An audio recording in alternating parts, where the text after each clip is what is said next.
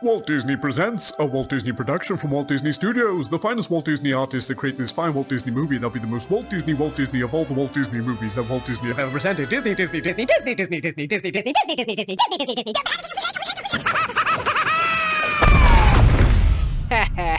Typical DreamWorks. Not to worry, Branny. We'll tell the story of Beauty and the Beast ourselves. I know that tale inside and out. Helps you got the original fairy tale book right there. I'll help. I'm an expert on beauty. And the Beast? Tell the real classic, not the watered-down Disney version. Right. Once upon a time, there was an old widow merchant and his beautiful daughter. That's the Disney version. She has siblings in the literature version. He had 3 sons and 3 daughters. That's the watered-down version. In the original, there's 12 He children. had 6 sons and 6 daughters. Actually, I read that... Okay. He had 15,000 sons and 80 million daughters. So we're getting a real sophisticated version now. The daughters were all good looking, but one was the most gorgeous of all. Eyes like the finest vanilla ice cream, hair as dark brown chocolate coating, a smile as radiant as 4 scoops of mint and And not only was she the most beautiful of them all, she was also the most lovely, as well as kind, well-read, and pure of heart. Gag. The greatest The mind. most humble and honest of all. Yeah. So, her dad called her Beauty. Well, the elder sisters, in contrast, are cruel, selfish, vain, spoiled, jealous, filled with self-loathing and anger Still issues. upset that I used your shampoo. And their names were Cruella, Selfishina, Spoiletta, and Jelly C. This merchant loves giving his kids names that will get them bullied in school. What about the other 1,800? I'm telling the story here. Then hurry up! The merchant's wares were sailing in stupid little boats when suddenly a terrible storm hit and it all sank. Their wealth gone, the family was forced to move to a smaller cottage and had to work on the land. The beautiful Beauty took the challenge head on. With a confident cheerfulness, resigned herself to her new life, while all of her jealous, miserable sisters just complained and mistook her courage for stupidity. Yeah, or they actually do real work and you're just playing with the animals. Word came out that one of the merchant's old ships survived the storm and the cargo was waiting for him at the port. He promised his daughters to pick up a present for them along the way. The daughters all wanted expensive dresses and the finest... I only wanted a rose, the greatest of all gifts, symbolizing my great heart. Alas, upon arriving at the port, the merchant learned his cargo was seized to pay his debts. He could not buy any presents and had to go home empty-handed. Homeward bound, he was caught in another terrible storm. Jeez, does this story take place in Florida? Seeking shelter, the merchant arrives at the castle. He finds the doors open and sneaks inside, finding a table laden with food and drinks, apparently just for him. Yeah, this is my sick. The merchant ate the food, had a lovely evening, and spent the night. The next morning, before leaving, he spotted a rose bush and figured he could at least give one of his daughters her present. He took it. But suddenly, he was confronted by a hideous beast! Aye, messing up my garden, huh? Stand back, you foul beast. What do you want from me? Beast! I'm your prince. You're from my princedom, right? You don't recognize my castle? The story takes place in the 17th century. They didn't have photos or anything yet. Right, but... Who cares? When do we get back to me? Good point. Please let me go, foul beast.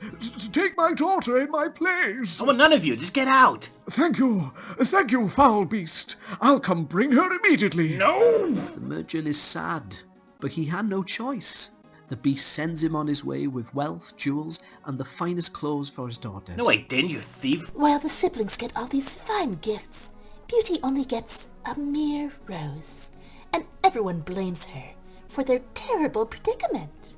Bravely, Beauty accepts her fate and makes her way to the castle. Her brothers and sisters desperately try to stop her. No, please don't go and stuff. The poor soul had resigned herself to her fate. She arrived at the castle, welcomed by a great ceremony of reverence. The beast showers her with lavish clothes, the finest jewelry, grand feasts. Hey, who told you could take these? Your dad already looted the place. Just leave me alone. I don't want your The ugly beast face. tried desperately to communicate with Beauty, but she could tell he was a very savage and simple-minded creature. She could barely understand him, but it was clear he was too dim-witted to say anything meaningful. Just get out! It seemed the beast desperately wanted to marry Beauty. Well, of course he would. Who wouldn't? But Beauty had to refuse.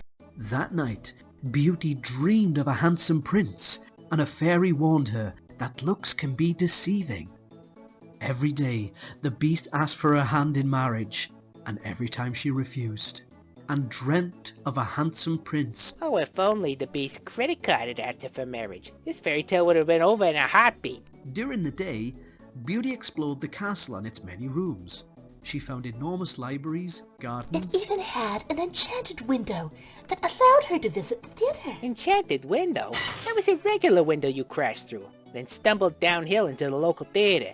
You hit Beast's enchanted booze stash pretty hard. The castle was filled with fuzzy-wuzzy animals who acted like the castle's servants.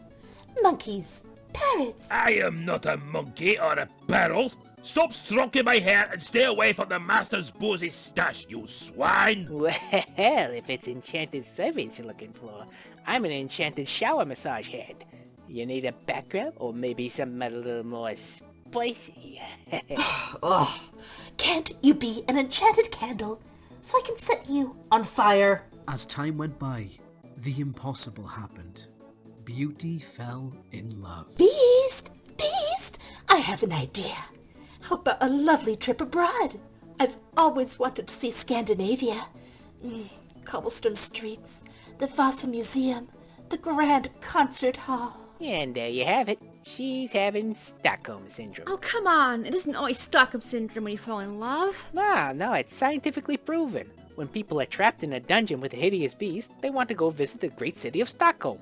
Or any other city or town far away from the dungeon they've been locked in, for that matter. Yes, Beauty. You go visit the city of Stockholm. Have a good time. Bye-bye. Don't worry, I'll be back in 2 months. I know you'll die of a broken heart if I stay away too long. Sure. And so Beauty left the castle to go visit her father and witness her sister's wedding. Aw, she cared that much for her sisters. Right. I bet she's just showing off her clothes and jewelry. Ooh, And her poor sisters were all jealous. Her brothers begged her to stay longer, in the hopes that the beast would indeed die. And so Beauty returned late. She found the beast, dying on the castle grounds. Oh, you poor darling. I knew you'd die of heartache if I was only a minute later than promised. No, it's an unrelated heart attack. Fetch me a doctor, will you? If you die, will I inherit your castle? You haven't happened to write me in your will in the last few months, did you? We need to get this sorted out quickly before your next of kin will wish this lovely castle. And so she kissed the beast. No! Hey, it's me!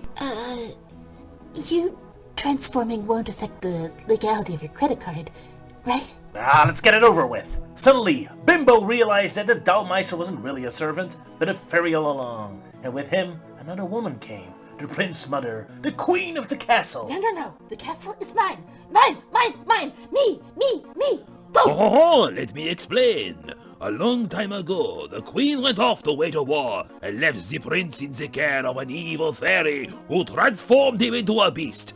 Only by finding true love could he be cured. And he did find true happiness, as Beauty's love for the beast's wealth was unmatched.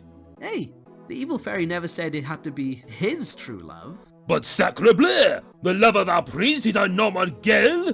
A peasant? Pah! Revolting! We can't have our prince marry a commoner! Commoner? I am no such thing. When my dad got his 1,018,000th child, she got swapped in the hospital with me. I'm actually the fairy's niece. Sacre bleu! So I am even more royal, grand, and important than any of you clowns. So hand me that castle, and why don't I have a castle of my own? Get to work, servants. And that there is the moral of the story, Brandy.